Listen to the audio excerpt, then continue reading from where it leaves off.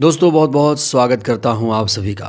इस चेहरे को तो आप लोग पहचानते होंगे। ये चेहरा किसी परिचय पहचान का मोहताज नहीं है। दोस्तों इनका नाम है उमर खालिद। उमर खालिद पिछले 5 सालों से जेल में कैद हैं। इन्हें अभी तक जमानत नहीं मिल पाई है। इस बीच सुप्रीम कोर्ट के पूर्व सीजेआई DY चंद्रचूड़ ने उमर खालिद की जमानत को लेकर जो वकालत की है, इसको लेकर देश में एक नए सिरे से बहस छिड़ गई है। जमानत का नियम तो यही है कि जुर्म जब तक साबित नहीं होता, जमानत मिलना हर आरोपी का अधिकार है, हक है। और जमानत नियम है, जेल अपवाद है। ये सिद्धांत भी जुडिशरी में काम करता है। कई बार इस सिद्धांत पर सुप्रीम कोर्ट ने फैसला सुनाया। लेकिन अब बड़ा सवाल यह है कि आखिर रिटायरमेंट के बाद DY चंद्रचूड़ अचानक उमर खालिद के जमानत की वकालत क्यों कर रहे हैं? CGI के पद पर रहते हुए उन्होंने उमर खालिद को जमानत क्यों नहीं दी थी? सवाल कई हैं, लेकिन दोस्तों सबसे पहले आपको हम पूरी खबर बता देना चाहते हैं।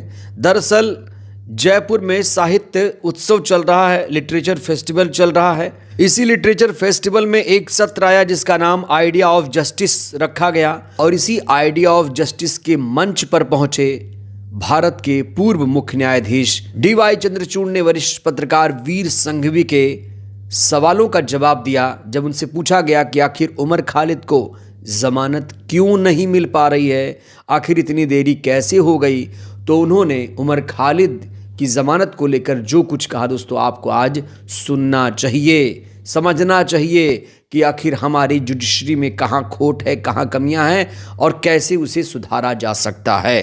तो सबसे पहले बिना देर किए आप DY चंद्रचूड़ का ये बयान आप सुनिए, उसके बाद हम चर्चा की शुरुआत करेंगे। मैं आपको इनके बयानों को हिंदी में भी समझाने की कोशिश करूंगा, लेकिन बिना देर किए आप इंग्लिश में DY चंद्रचूड़ का ये बयान सुनिए।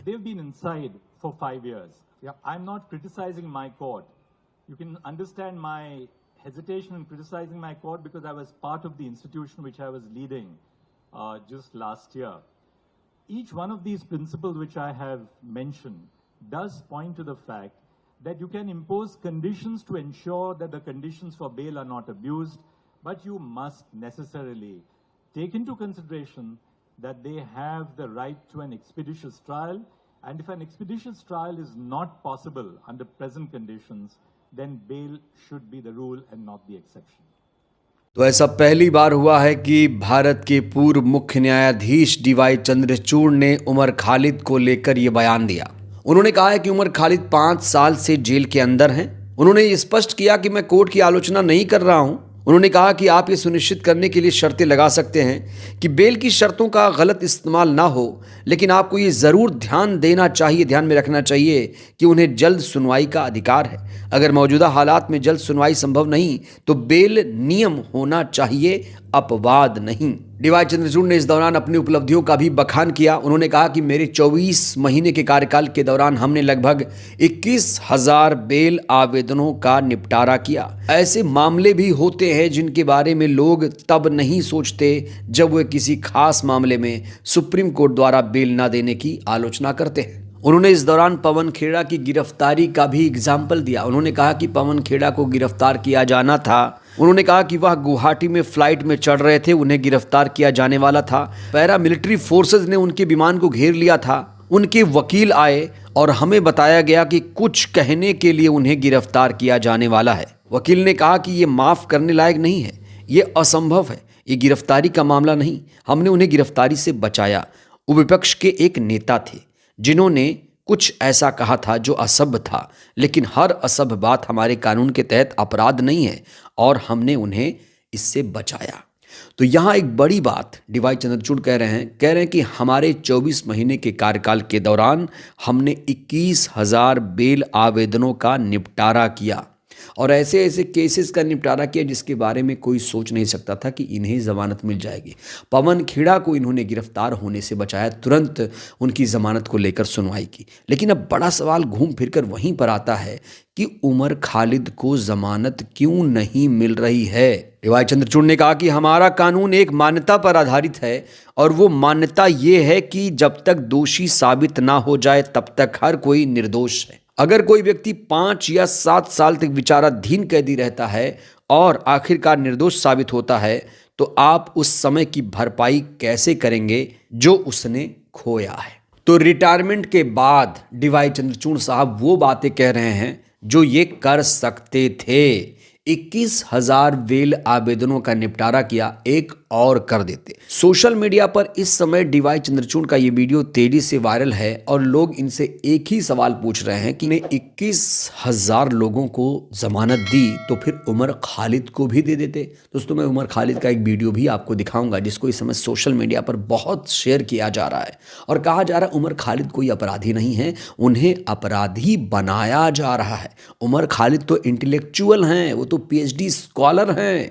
ये सत्ताधारी पार्टी के लोग नहीं चाहते कि उमर खालिद जेल से बाहर आए, इसलिए उन्हें जेल में डाला गया है। उमर खालिद का वो वीडियो मैं आपको दिखाऊंगा। अब मैं आपको डीवाई चंद्रचूड़ को लेकर जो लोग आलोचना कर रहे हैं उसे दिखाना चाहता हूं। एक पत्रकार हैं वसीम अकरम, ये लिखते हैं कि चंद्रचूड़ अब जज नहीं है, अब वो कुछ भी चाहिए वो बोल सकते हैं लेकिन कर नहीं सकते। मसलन जमानत नफरत नहीं फैलानी चाहिए, नफरत फैलाने वालों पर कार्रवाई होनी चाहिए, अदालत को इंसाफ देना चाहिए, मुसलमानों के साथ इंसाफ होना चाहिए, उनके धार्मिक अधिकार कुचले नहीं जाने चाहिए, वगैरह वगैरह।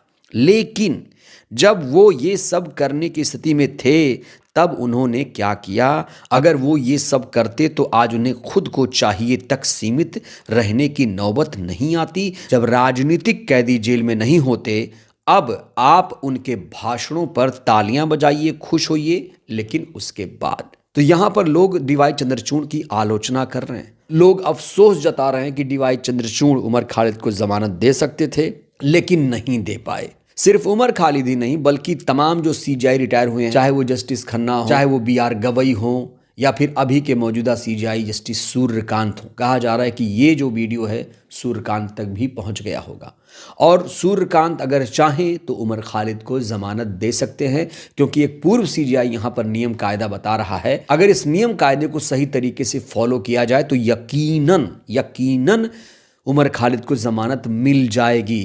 सुप्रीम कोर्ट के सीजीआई चाहें तो क्या नहीं कर सकते हैं। दोस्तों, ये तो आपको पता ही होगा कि इलाहाबाद हाई कोर्ट ने पूर्व प्रधानमंत्री इंदिरा गांधी को अयोग्य घोषित कर दिया था। तो अदालतें चाहें तो कोई भी आदेश निर्देश दे सकती हैं और उसको फॉलो करना पड़ेगा।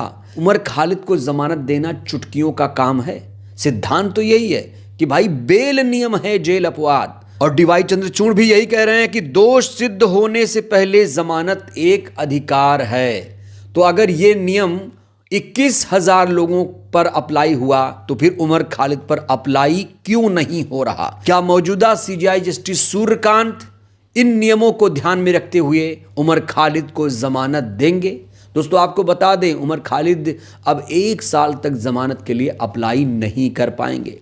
आपको याद होगा 7 लोग 2020 के दंगों के आरोपी बनाए गए थे और 5 लोगों को हाल ही में सुप्रीम कोर्ट ने जमानत दी थी, लेकिन अभी तक 2 लोगों को जमानत नहीं मिल पाई है। एक है शर्जील इमाम और दूसरे हैं उमर खालिद। लेकिन अब जिस तरीके से उमर खालिद की जमानत पर बहस हो रही है, जिस तरीके से डीवाई चंद्रचूड़ ने तमाम नियमों का हवाला दिया, उससे लग रहा है कि बहुत जल्द उमर खालिद को भी जमानत मिल जाएगी। उम्मीद तो यही करनी चाहिए। लंकेश को मारा गया था उस रात। एक ट्रोल जिसको नरेंद्र मोदी फॉलो करते हैं, उसने बोला था कि एक कुत्ती मरी और बाकी पिल्ले यहां रो रहे हैं।